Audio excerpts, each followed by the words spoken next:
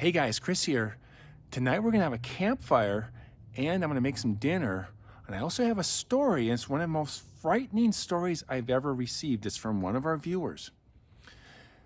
2 elk hunters up in Montana, fall of 2016, and they had the most frightening experience of their lives. This is the stuff of nightmares. That's next.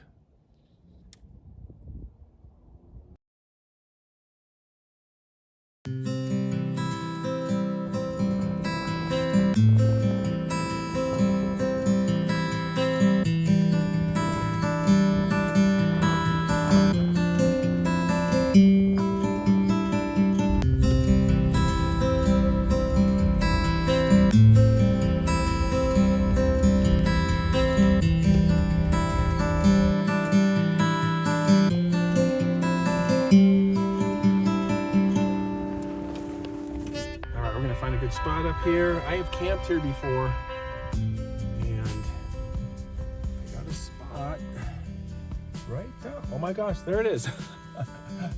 There's my fire pit. I don't know if you can see it. There it is, fire pit. Yeah, I have to dig that out. Brought the shovel.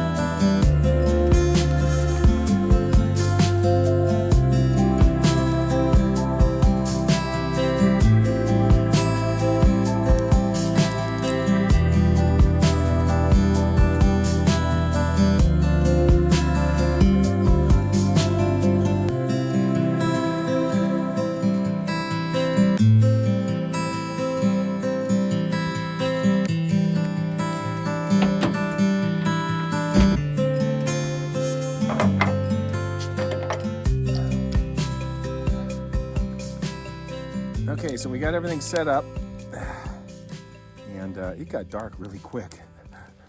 Looks a little spooky, doesn't it? Like that. There you go. Okay, so for tonight's beer, we have Kilt Lifter Amber Ale from the Four Peaks Brewing Company, and we got St. Patrick's Day coming up here in just a little bit, so that is very appropriate.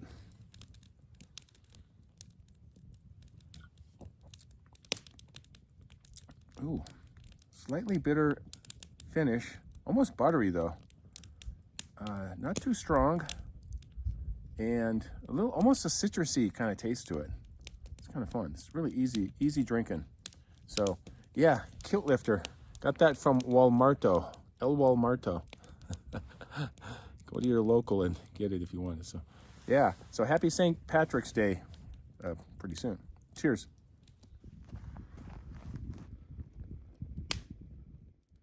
Okay, so today's sponsor is MyHeritage. Y'all know how I love history and a good story. I've been learning about my own history with MyHeritage. I've been building my family tree online, and it's been so exciting to discover my family's history.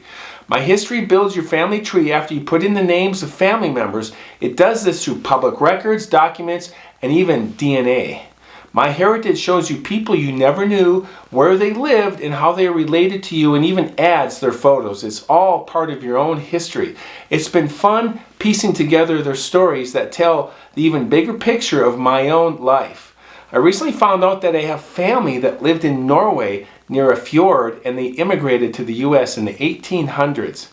You can search the 33+ billion historical documents on MyHeritage to find your records of family members. This is amazing. Also, MyHeritage has Instant Discoveries, which is a bundle of family history information that you can apply in one click, adding up to 40 to 50 people to your own tree, or even family photos you've never seen before. Also, there's a feature where you can take photos and enhance them, colorize them, and even animate them.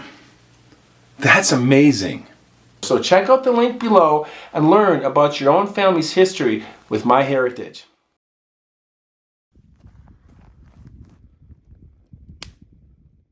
Okay, so this story comes to us from one of our viewers. His name is Richard. He lives in Montana. He grew up there, lived his whole life there. He loves it up there. And since the early 80s, his family and him have been out in the wilderness doing activities, camping, hunting, fishing, hiking, boating, kayaking. And the only time he ever left the state was a couple of times. He went to Pocatello, Idaho to play football, college football there. And then he worked up in Alaska, in the Brooks Range of northern Alaska, the upper third of Alaska. And he was a guide, a hunting guide for moose and bear, brown bear. And this Brooks Range is really wild country. 700-mile long mountain range in the upper third of Alaska, goes almost across the entire state. And it's not just like a ridge, it's really deep. It's extremely remote, rugged, and wild country. I'd love to go up there sometime and go in on a float plane. I'd probably need a guide because I would not want to deal with bears on my own, especially way out there. So, no. Probably have catered dinners and wine and musicians or something. So, but he knows the outdoors and he loves the outdoors and he's got a lot of experience. And so him and his friend, Rob, they like to go elk hunting. He and Rob like to scout out these locations for elk, and then when their time comes in fall and they get their tags and they're all ready to go, they go to these basins in the Montana wilderness. In this particular year, 2016, that fall, they went to the Great Bear Wilderness. This is in the Flathead National Forest, just below Glacier National Park, and just north of the Bob Marshall Wilderness, 1 million acres of wild land in Montana.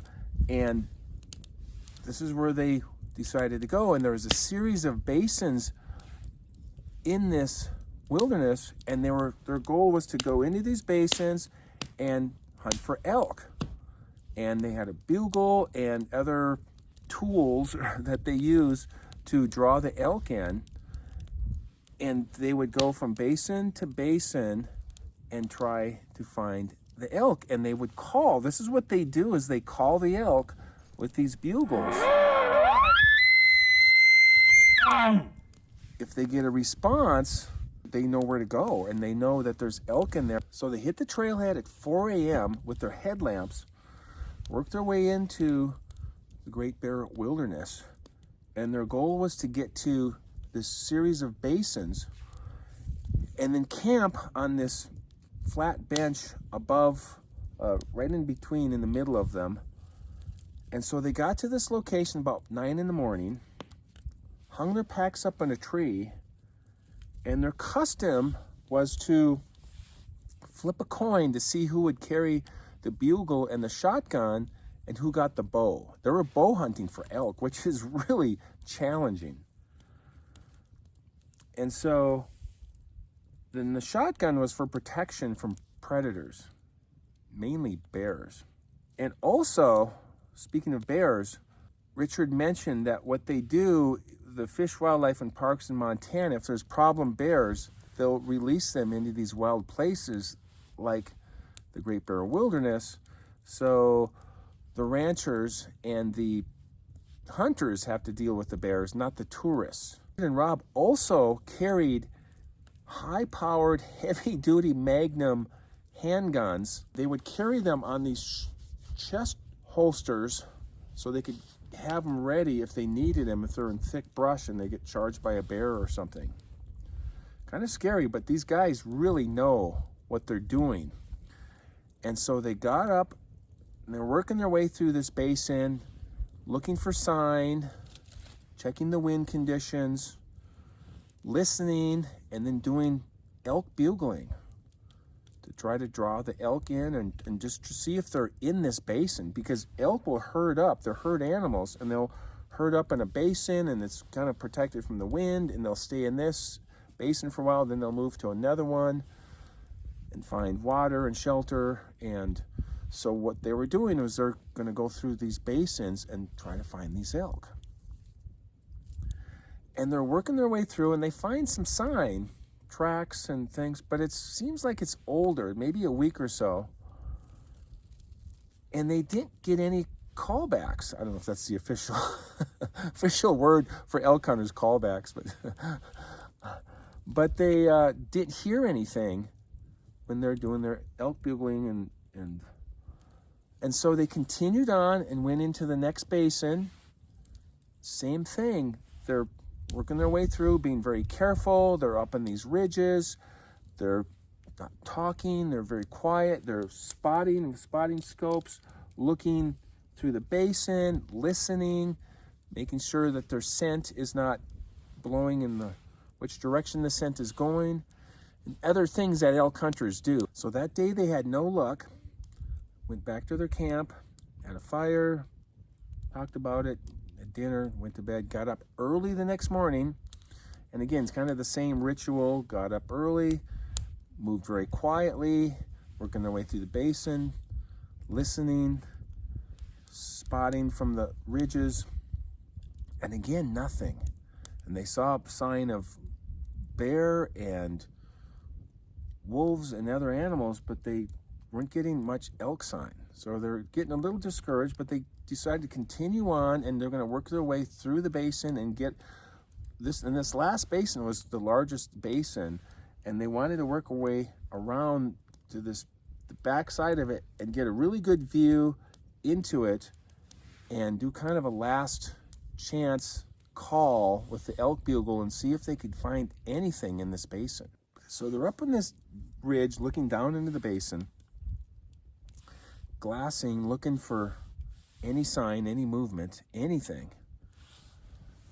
And then they decide to do this elk bugle. And they got a response. And they were really encouraged by this. Like, all right. And they started making a plan on what they were going to do, maybe work their way down like this and spread out. But they were making a plan to see if they could find this elk.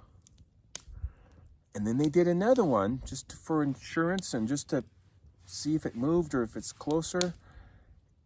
And something was wrong with this elk bugle. It didn't sound right. It sounded like an immature bull, or possibly even another elk hunter that wasn't very good at the elk bugle. Maybe he's blowing into the wrong end of it. And they're like, okay, that's kind of weird. It doesn't sound right. But they still were kind of moving towards it and trying to determine where it was. So they were working their way towards what they thought was an elk. They gave it another bugle, and it was close, and it responded. And it did not sound good. And it made Richard think about his cousin, who mentioned that years ago that he had seen a grizzly bear, and it made this imitation of an elk call to draw elk in so it could attack them and eat. And so he had that on his mind. And they knew it was close, and so they were moving into the brush towards it. They didn't hear any sounds for a few minutes, and they were very patient and just listening. And then Richard said he took out a squeeze call. You squeeze it like a little horn or something. It's called the hoochie mama. This is what it sounds like. And they immediately got this response from that. So Rob moved ahead of him. He's got the bow, full draw. He's about 20 feet in front of him. They're single file like this, going through the thick brush. And Richard can see Rob going full draw. And I'm not an elk hunter or bow hunter, but he's full draw, and he's looking left and right. And then he comes off full draw, and he looks back towards Richard like something was wrong. And he heard this movement in the brush in front of Rob. And then Rob immediately crouched down and started backing up. And as he was passing Richard, he touched him on the shoulder, grabbed him, and he said, "It's large. It's effing large." And he had these wide eyes filled with fear. And so Richard took the shotgun, chambered around into it, and he had a shotgun strapped on, hung the bugle back on. He started backing up with Rob, keeping an eye on the alders, and then looking down at the ground to make sure he doesn't trip and fall down. And Rob's got the handgun out, and then he sees these alders start to shake, like going back and forth, just violently. And then he could hear breaking and cracking in the brush from these alders. Whatever was there was warning them and sending him a signal that they were not wanted there. They both backed up about 40 or 50 yards, and the commotion seemed to be staying in place.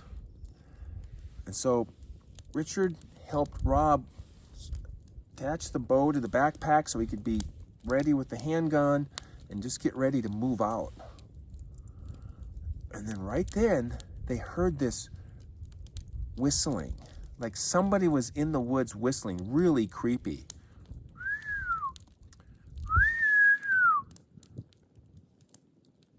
And he goes, "It was a bear, right? How big was this bear?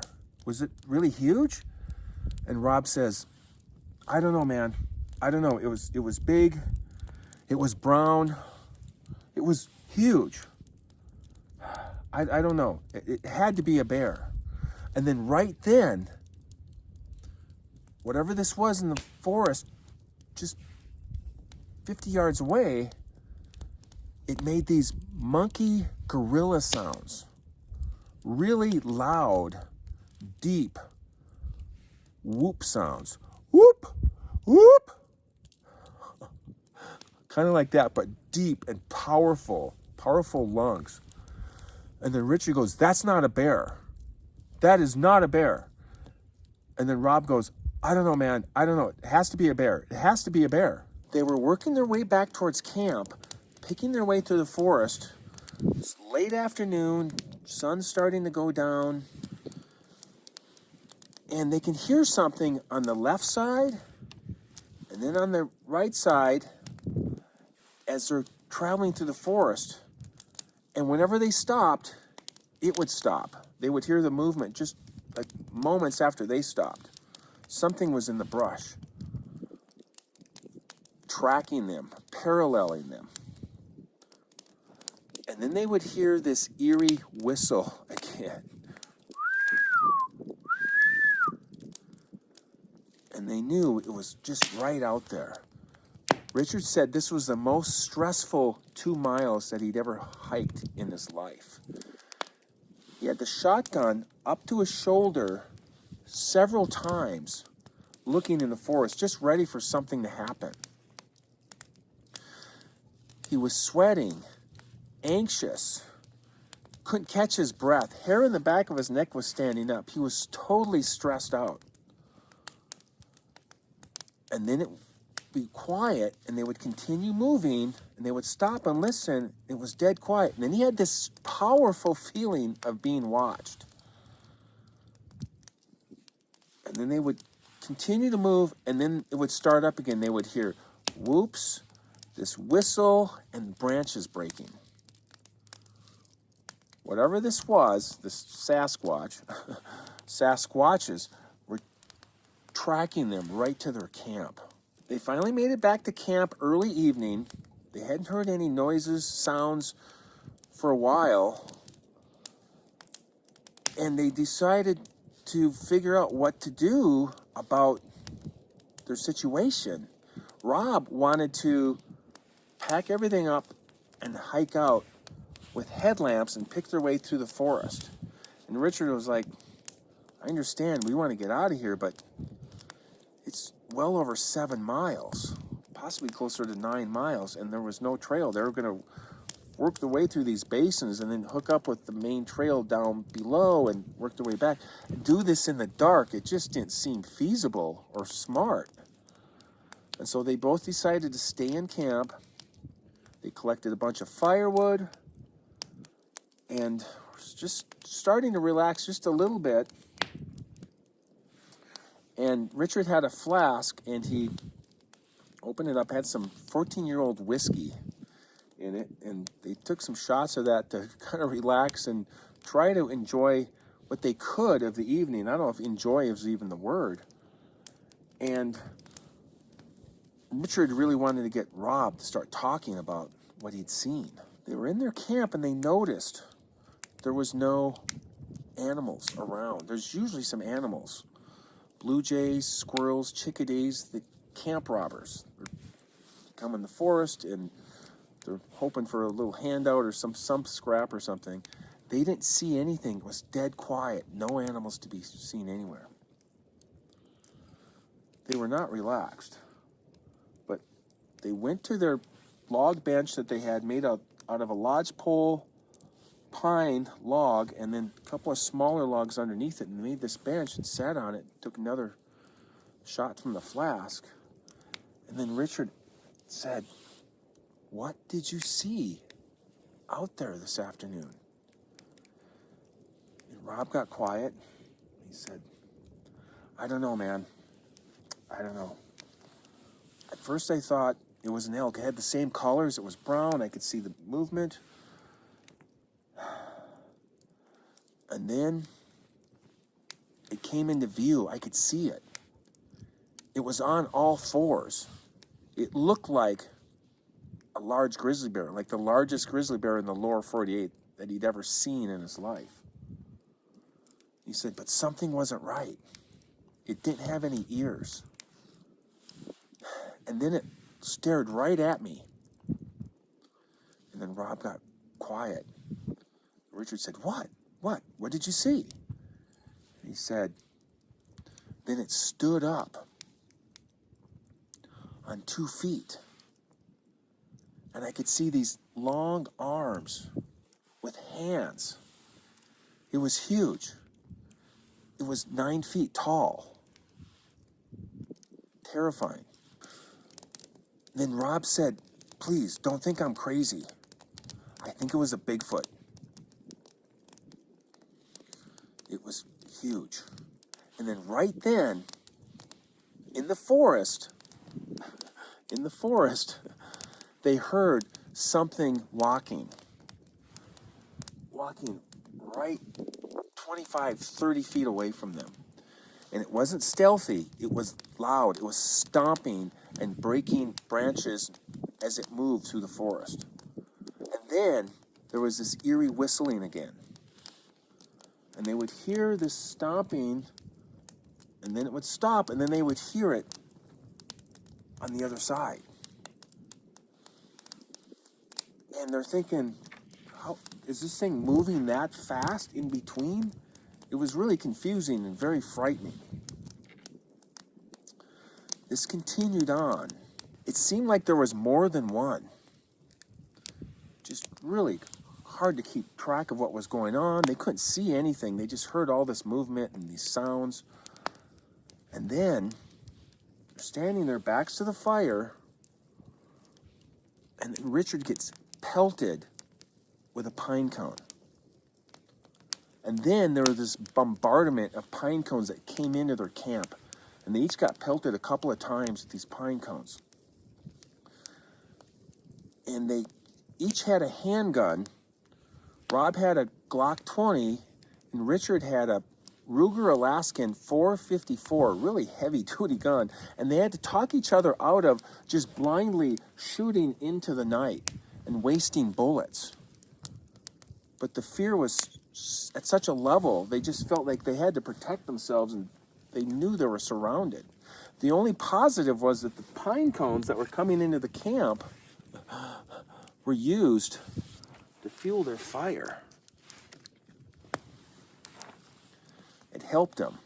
Pine cones burn really fast, though. They both had their headlamps on, And they're looking back and forth into the forest, and they saw like phantoms. They would see just a glimpse of something, just some movement really quick for like a split second. Not enough to get a shot off. It was so fast. It had to be more than one. And then they would get distracted by a sound or a hit with another pine cone. This went on for a few hours. Then it finally, here's my Bigfoot. It finally calmed down. It seemed to be quiet. And they decided to go into the forest and get some firewood. So they covered each other and watched while one went and got the firewood, came back, and they did this and they got a few loads of firewood. And then the growling started. This is what Richard said. The growling started.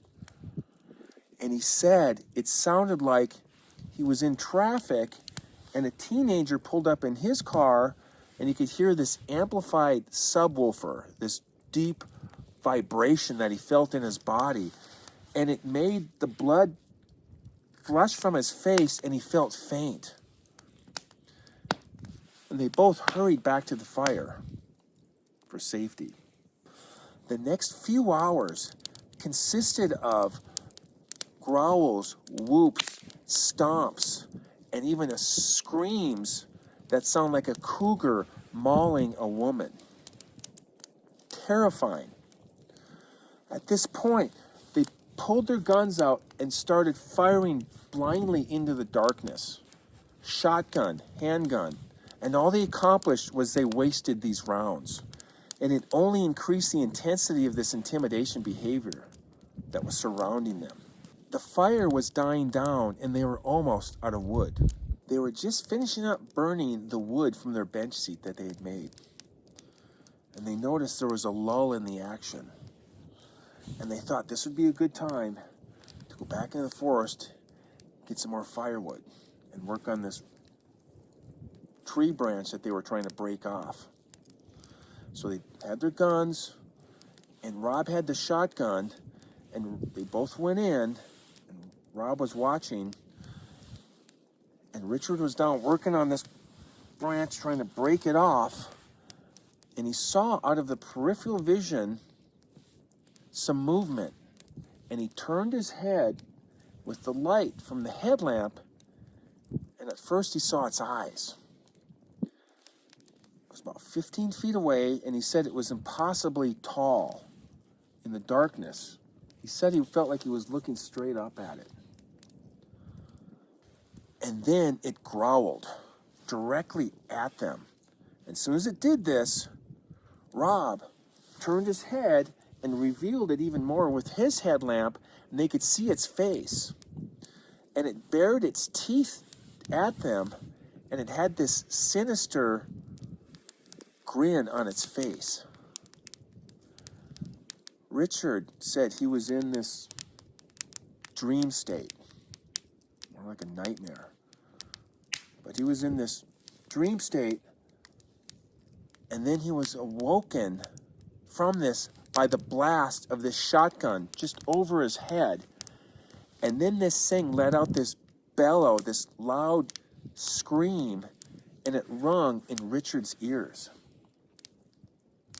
And he was in a daze of all this happening, and he had his gun, and he just started firing into the darkness towards where he last saw it, and they could hear it screaming and crashing through the forest. And then right then, Rob took another shot at it as it ran away. The rest of the night, it was quiet. They had everything packed, ready to go at first light.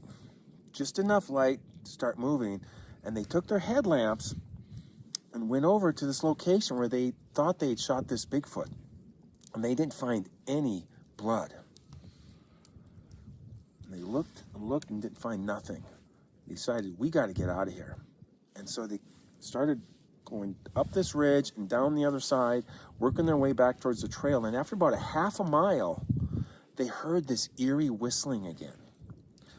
Off in the distance, off in the forest. Richard said it didn't sound threatening, but after all that happened, it was pretty eerie. They came down the ridge, got to the trail, and started working down towards the truck. And soon as they went just 50 feet down this trail, this dead alder tree came crashing out of the forest, end over end, was part of it, and it hit this tree 5 feet away from them and broke into pieces. And they started running towards the truck. And as they were running, they heard this low growl again off in the distance. And they finally got to the truck. Put their gear, took the guns, and secured everything as quickly as they could. They had guns, so you can't just throw them on the dash and take off. And then they took off out of this trailhead parking lot and went down the road a couple miles and stopped just to catch their breath and just try to process everything just for a moment before they hit the road. So they realized that a small group of Bigfoot had moved into this basin and were hunting just like them. And these Sasquatch had figured out how to locate the elk by calling. But what the Bigfoot didn't realize is that he was calling in two humans, and the two humans, Richard and Rob, didn't realize they were calling Bigfoot. They all thought they were getting elk. Crazy. Wow. This is what Richard said at the end of his email. This is what Richard said at the end of his email. We both still hunt. We take a lot of precautions now. If we are ever in an area we feel nervous about, we usually hike right out. We have talked about this only a few times, and both of us can be nervous wrecks in the woods, especially with our families. My wife now packs a good bear gun, and we practice defense with handguns all winter long, not just shooting, but drawing from chest holsters quickly and putting rounds on targets. Hope that wasn't too long, Chris. Really appreciate what you do. Keep it up. It's very entertaining. All right. Thank you, Richard. Appreciate your story. Oh, my gosh. Let me know in the description or the comments below if you guys thought that was one of my scariest stories. I could not imagine being, well, I can imagine I'm in a campfire by myself surrounded by forest, but having all this stuff that happened in the story happen. Wow, crazy. So yeah, let me know what you guys think about that. I'm gonna cook, if you guys want to hang around, I'm gonna be cooking some dinner. I got some, I think it's tuna, like ahi tuna. So yeah, let's get that going. I gotta eat, I'm starving. Okay, so Space Camp Chris here forgot the frying pan, and so there is no cooking my yellowfin tuna, at least here. So I'm taking you guys back to the house. We're gonna do the yellowfin tuna dinner there. So if you guys want to come, but that's what I'm doing. So let's go.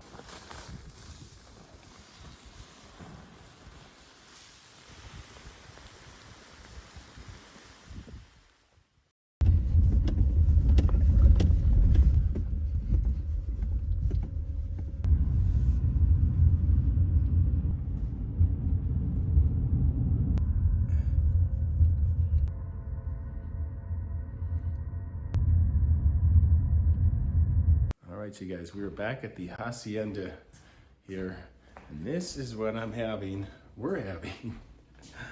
This is wild caught yellowfin tuna steaks, and we put some lemon pepper on that, and we're gonna put that on the grill. And then I'm taking diced potatoes. I just did these in the microwave to kind of start them, and then I'm gonna do foil on these and put those on the grill with it, and then add a salad to it. Piece of foil.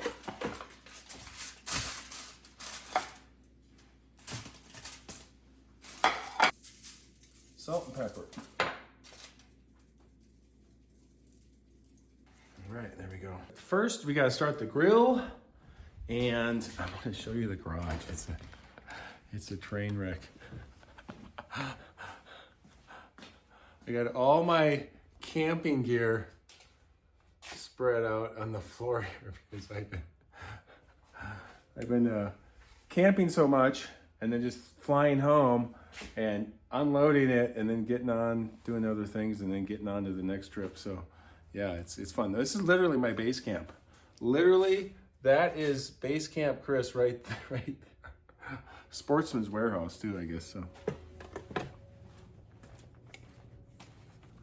The neighbors are all sound asleep. I grill year round. It's fun. Y'all hear the snowstorm. I've done that before.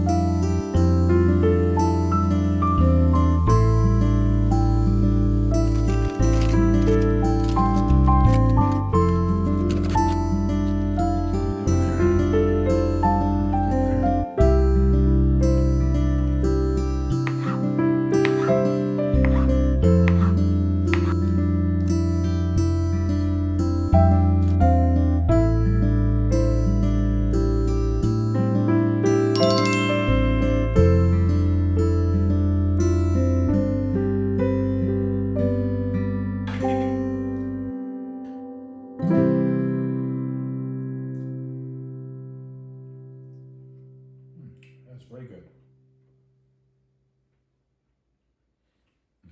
All right, you guys, thank you for watching. That was a lot of fun.